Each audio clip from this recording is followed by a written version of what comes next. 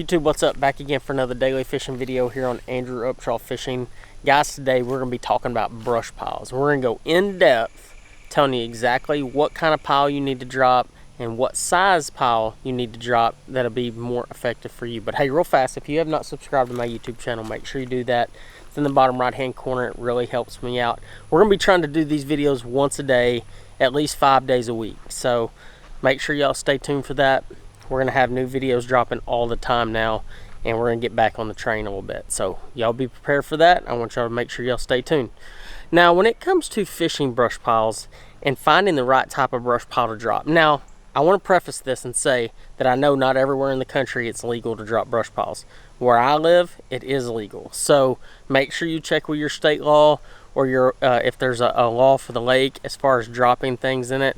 Make sure you find out if it's legal or not. So, because I don't want to get y'all in trouble, and I don't want you to say, hey, I watched Andrew Upshaw's YouTube channel and he said that we could do this. Nah, don't do that. It's a really terrible idea.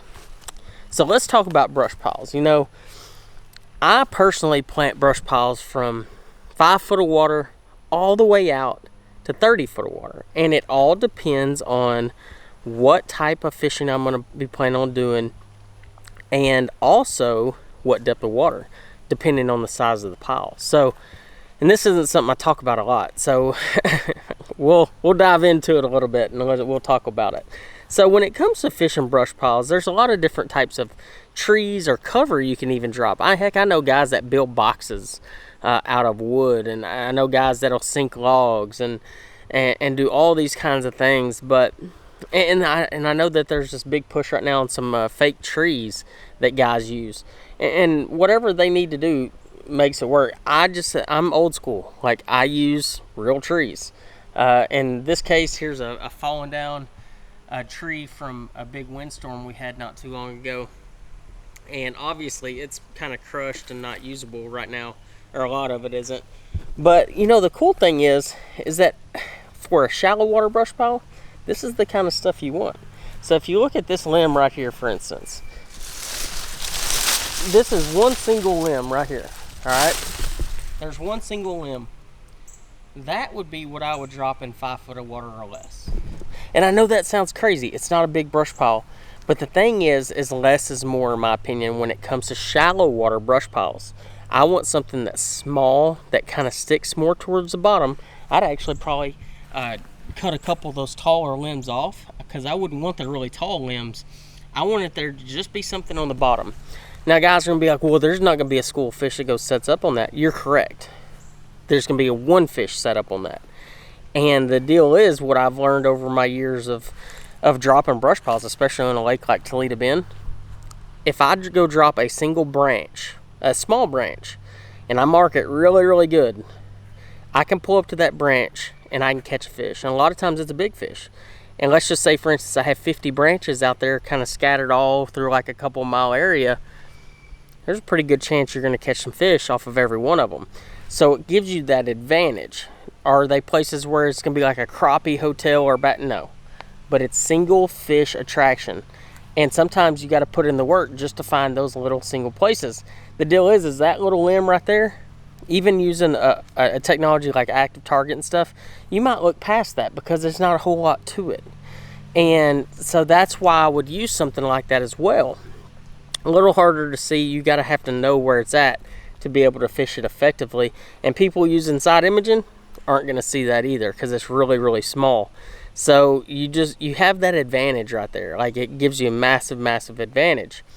The other thing is I'm not going to drop, when it comes to shallow water, like I'm going to say like 8 foot and less, I'm dropping hardwoods almost exclusively. You know, something that harder branch, not a willow tree. I only drop willow trees out deep if I drop willow trees. And the deal is with the willow tree, what I've learned over the years, and you'll hear a lot of guys talk about it, willow trees, fish will get on faster than any other tree out there.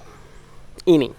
I mean, you can drop them and within 2 days you can catch fish off of them. I've done it personally a bunch of different times.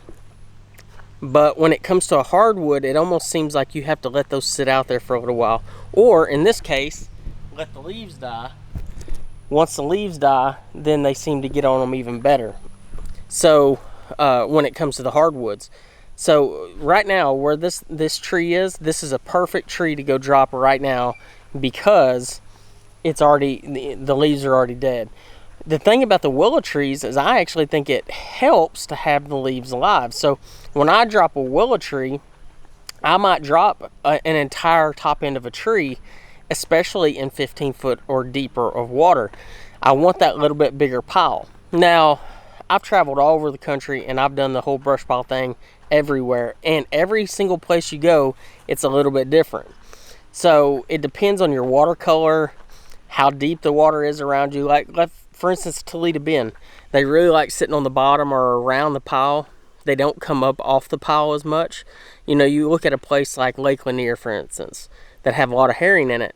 Well, they drop their brush piles and cane piles vertical because the fish will hang at the tops of them 5 foot under the surface eating herring, and they use it as an ambush point. Well, on these Texas lakes, you know, Rayburn, Toledo, you can fish in the general vicinity of the pile, but you're a lot of times fishing big worms, big crankbaits, things like that.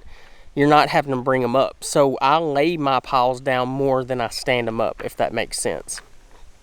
Now, when it comes to getting the right equipment to sink it, guys will use rope. I actually, that's kind of what I use a lot of times is rope. Real big heavy gauge rope. I'll get buckets, like 1 to 5 gallon buckets filled with Saccrete, mount the rope inside of it, and then tie it off to the pile a lot of times. Sometimes you can use cinder blocks depending on the size of the pile. But most importantly, you got to make sure that that pile is anchored out well. One little trick, if you haven't been, you know, if you're not used to dropping piles, if you want that brush pile to stand up, let's just say, for instance, you take the top end of a tree and you cut it out. You weight the bottom end, the actual wood at the bottom end, and then you tie a big gallon jug and just close the gallon jug. Make sure it's a screw top one though, not one that just pops the lid. Tie the gallon jug to the top, and what that'll do is that weight will bring the tree down and sink it while keeping the actual brush pile vertical. And that way you can fish it and fish it more effectively. You can throw jerk baits over it. You can throw top waters over it. You can put it to where it's 5 foot under the surface.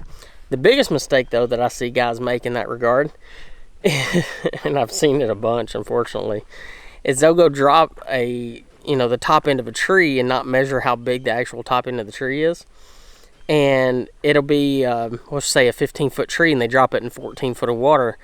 And then all of a sudden they're like, oh my gosh, my tree is sticking out of the water. And then they're over there chopping on it, trying to make it work. So you see that quite often as guys just kind of make that mistake. So don't make that mistake. Make sure if you're going to drop a vertical tree that you do it in deeper than the actual tree's length. So make sure y'all check that out. But hey, that was just a quick rundown on exactly what you need to look for if you're looking at dropping brush piles.